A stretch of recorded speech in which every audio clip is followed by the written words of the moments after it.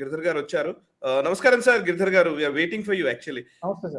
నమస్తే నమస్తే కో ప్యానలిస్ట్ కి అందరికీ కూడా నమస్కారం, ప్రేక్షకులందరూ నా నమస్కారాలు.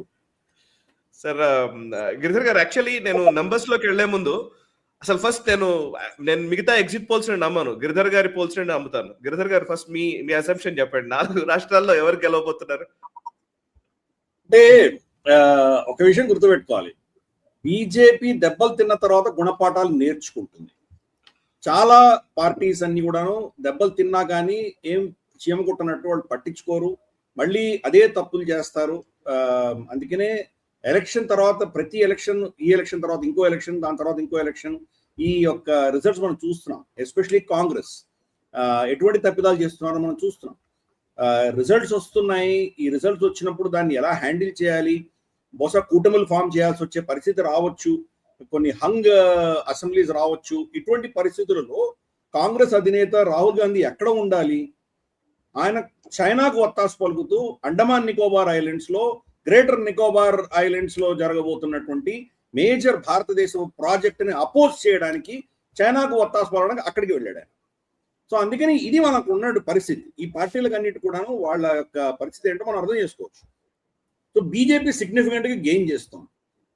అస్సాం మనం ముందు నుంచి అనుకున్నాం, అస్సాం పాండిచ్చేరి బీజేపీ ఎన్డీఏకి వస్తుందని మనం చాలా ముందు నుంచి కూడా అనుకుంటున్నాము. తమిళనాడు తర్వాత మనకు బంగాల్, ఈ రెండు కూడాను టాస్అప్. ఇవి హంగ్ రావచ్చు లేదా మార్జినల్ గా ఏదో ఒక పార్టీ గెలిచేటువంటి అవకాశాలు ఉన్నాయని మనం గతంలో కూడా అనుకుంటున్నాం. సరే, కేరళలో మనం చూసాము. కేరళలో యాక్చువల్ గా లాస్ట్ టైం పిన్నారై విజయ్ రెండవసారి గెలవడం అన్నది మేజర్ మెరకిల్. యాక్చువల్ గా అక్కడ ఎప్పుడు కూడాను ఏ పార్టీ కూడాను, ఏ కూటమి కూడా, పార్టీ కాదు కూటమి, ఎప్పుడు కూడాను రిపీట్ చేసిన దాఖలాలు లేవు గతంలో. ఎప్పుడో 60 దశకంలో ఎప్పుడో జరిగి ఉండొచ్చేమో కానీ రీసెంట్ పాస్ట్ లో మాత్రం ఎప్పుడు కూడా ఫ్లిప్ అవుతూ వచ్చింది. కాబట్టి అక్కడ ఎక్స్పెక్టెడ్ గానే యూడిఎఫ్ వచ్చేటువంటి సూచనలు ఎక్కువ కనిపిస్తుంది. ఇంతవరకు బీజేపీ అక్కడ అకౌంట్ కూడా ఓపెన్ చేయలేదు. ఈసారి బహుశా వాళ్ళు అకౌంట్ చేసేటువంటి అవకాశాలు ఉన్నాయి. 2-3 సీట్లు వచ్చేటువంటి అవకాశాలు ఉన్నాయి బీజేపీ. తమిళనాడులో మనం చూస్తే కనుక టీవీకే చాలా సిగ్నిఫికెంట్ ఫ్యాక్టర్ అని చెప్పి చాలా మంది అనుకున్నారు. కానీ టీవీకే ఒక ఉత్తర తమిళనాడులో కొంత భాగం మాత్రమే కొన్ని వీటిలో ప్రభావం ఉన్నది, అంతకుమించి లేదు అని తెలుస్తోంది. కొంత క్రిస్టియన్ ఓట్స్, కొన్ని దళిత్ ఓట్స్, వీటితోటి కొంత కన్సాలిడేట్ చేసినా కానీ కూడా మిగతా కూటమి రాజకీయాల్లో డిఎంకే ఒక బలం తగ్గినా కానీ కూడా వాళ్ళు బొటాబొటినే ఉన్నారు. ఏఐడిఎంకే కొన్ని పోల్స్ మనకి ఏఐడిఎంకే గెలుస్తున్నట్టు చూపిస్తున్నాయి, కొన్ని ఏమో డిఎంకే గెలుస్తున్నట్టు చూపిస్తున్నాయి. ఎందుకంటే ఈ కన్ఫ్యూజన్ ఎక్కడి నుంచి వస్తుంది అంటే కనుక అది ఎగ్జాక్ట్ గా వాళ్ళు నిజంగా అక్కడ గ్రౌండ్ లెవెల్లో ఉన్నటువంటి కెమిస్ట్రీని అర్థం చేసుకోలేకపోతున్నారు. ఈ ఇబ్బందులు ఉన్నాయి. కాబట్టి అది హంగ్ అసెంబ్లీ వచ్చినా మనం ఆశ్చర్యపడక్కర్లేదు. బహుశా అప్పుడు టీవీకే ఒక కీలక పాత్ర పోషించేటువంటి అవకాశాలు ఉన్నాయి. టీవీకే ఎవరిని సమర్థిస్తే బహుశా వాళ్ళు ప్రభుత్వం ఏర్పాటు చేయగలిగినటువంటి పరిస్థితి రావచ్చు తమిళనాడు.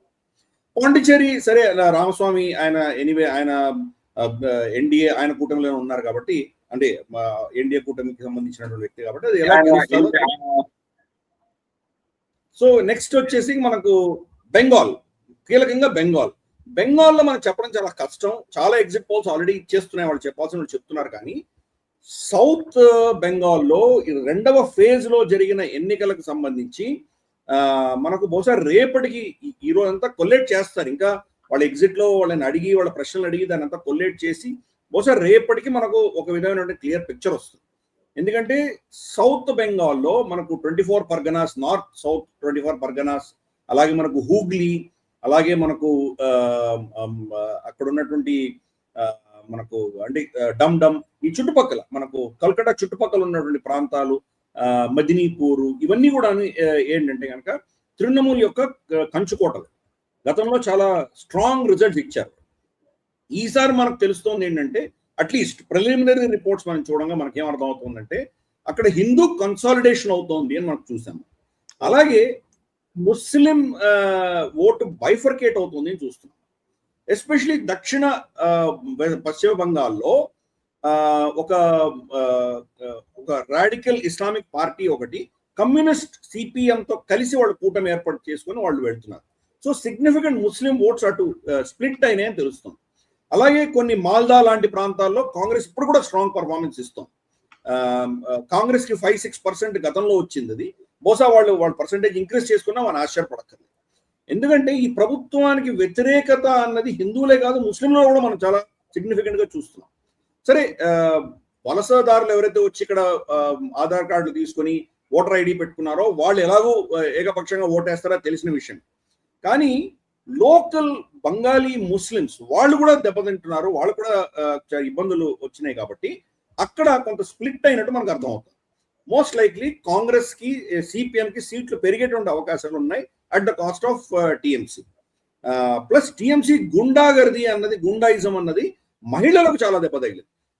ఆర్జీ కార్ లో జరిగినటువంటి ఘటన, ఎందుకంటే ఇప్పుడు దక్షిణ బంగాల్లో జరిగినటువంటి 2వ దఫా ఎన్నికలు ఏవైతే జరిగినాయో అక్కడ ఇది చాలా కీలకంగా మనకు ప్రభావం చూపిస్తుంది. ఇదొకటి కీలకం. అలాగే సందేశ్ ఖలీకి సంబంధించింది ప్రజలు మర్చిపోలేదు. మహిళలకు ఉన్నటువంటి అసురక్షిత భావన అన్నది ఈరోజు మనం చూస్తున్నాము. మహిళలు కన్సాలిడేషన్ చూస్తున్నాం. కీలకంగా మనకు వస్తున్న ఇన్ఫర్మేషన్ ఏంటంటే 60% ఈ ఎవరైతే ఓటు వేసిన వాళ్ళు ఎగ్జిట్ పోల్స్టర్స్ వెళ్ళి వాళ్ళని అడిగితే గనక రమారమి 60% మంది మేము ఎవరికి ఓటేసామో చెప్పము అంటున్నారు. అంటే ఆ భయం అన్నది ఇంకా వాళ్ళలో చాలా సీరియస్ గా ఉంది. ఎందుకు చెప్పరు? తృణమూల్ ఓటేసాను అద్భుతంగా చెప్పుకోవచ్చు కదా. అంటే చెప్తే ప్రభుత్వం ఎటువంటి రియాక్షన్ ఉంటుందో అన్న భయం వాళ్ళకు ఉన్నది.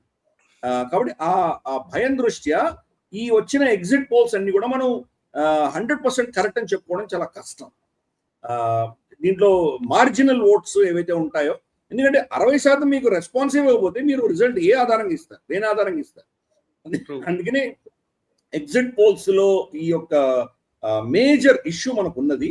దీన్ని యథాతథంగా ఇదే సత్యమని మనం తీసుకునేటువంటి పరిస్థితిలో ఈరోజు నేను కొంచెం దీని మీద వర్క్ చేశాను సార్, వెస్ట్ బెంగాల్ మీద. Actually I want to share something. ఇక్కడ నేను షేర్ చేస్తూ ఉన్నాను ఒకసారి.